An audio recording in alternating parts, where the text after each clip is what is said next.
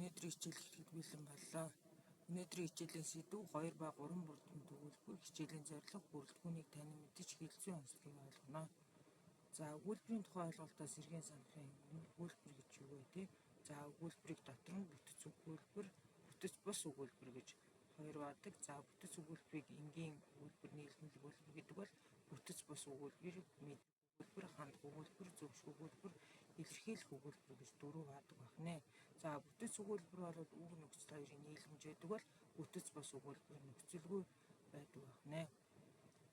За бүтэц өгүүлбэрийн ангиллыг авч үзье. За бүтэц өгүүлбэрийг дотор нь энгийн өгүүлбэр гэж нийлмэл өгсөн тийм ээ. За энгийн өгүүлбэрийг дотор нь цөм өгүүлбэр, цөм бус өгүүлбэр гэдэг. За цөм өгүүлбэрийг 2 ба 3 бүрэлдэхүүнт гэж авч үздэг. За жишээлбэл өгүүлбэр нь эс тус өгүүлбэр илэрсэн өгүүлбэрийг 2 бүрэлдэхүүн цөм өгүүлбэрийг нь за жишээг багш нь авч үзсэн байна. За 3 бүрэлдэхүүн өгүүлбэр нь өгүүлбэрийн тус хуулбэр илэрсэн өгүүлбэрийг 3 бүрэлдэхүүн өгүүлбэрийг нь за цөм бус өгүүлбэр гэж юу вэ гэж цөм бус өгүүлбэр нь тодтгол шууд бус тусгатхан байц гишүүнээр нэмэн дэлгэрүүлсэн өгүүлбэрийг хэлдэг байна. За мөн багш нь жишээг үзсэн байна. За мөн тодтгол байц гишүүн нэмэн дэлгэрсэн учраас энэ цөм бус өгүүлбэр байна.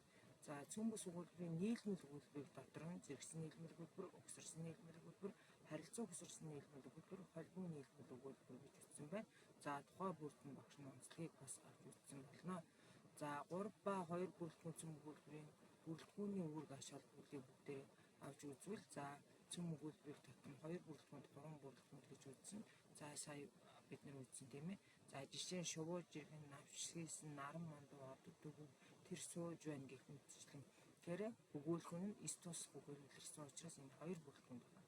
За 3 бүрэлдэхүүнд гэдэг нь өгүүлбэрийн тус хуулбэр илэрсэн өгүүлбэр 3 бүрэлдэхүүн цөм өгүүлбэр нь жишээ нь хүүхдүүд шалгалт өгөв, сар дэлхийг тойрно, сайлч дүүрэн хураа, чиглэл өгөв тойрно хураа гэдэг үгүүд бол тусах хууль учраас энэ 3 бүрэлдэхүүнд юу гэдэг асуултанд хариулагдаж чадж байгаа учраас 3 бүрэлдэхүүнд өгүүлбэр. За өгүүлбэрийн гишүүн байна. Өгүүлбэрийн гишүүнийг гол гишүүн, дээд гишүүн гэж үздэг. За гол гишүүнд өгүүлбэрийн шууд тусгатхан гэдэг бол дээд гишүүнд шууд бус тусгатхан тодтгол байц ордог. За гол гишүүн бол 2 бүрэлдэхүүнд 3 бүрэлдэхүүнтийг багш нь бас авч үзсэн байгаа. За өгүүлбэрийн гишүүн шууд тусгатхан гишүүн ямар утгатай, ямар асуултанд хариулагдгийг, ямар үгсийн ангиар илэрдгийг, за хэлбэржилт холбогдох үг, жишээ гэх мэтчлийг багш нь бас схемээр авч үзсэн байгаа. За дэвтэртээ тэмдэглэж аваарай. За мөн шууд бус тусгатхан тодтгол гишүүн байц гишүүний за хэрхэн яаж одоо зурагдгийг, утга нь үеийн асуулт үеийн илрэх хэлбэр холбогдох үг хэлбэржилт байрын талаар багш нь авч үзсэн байгаа. За холбогдох агуулгыг дэвтэртээ бич тэмдэглэж аваад дасгал ажиллаарай. За энэ дээр мөн тодтгол гарч ирж байна тийм ээ.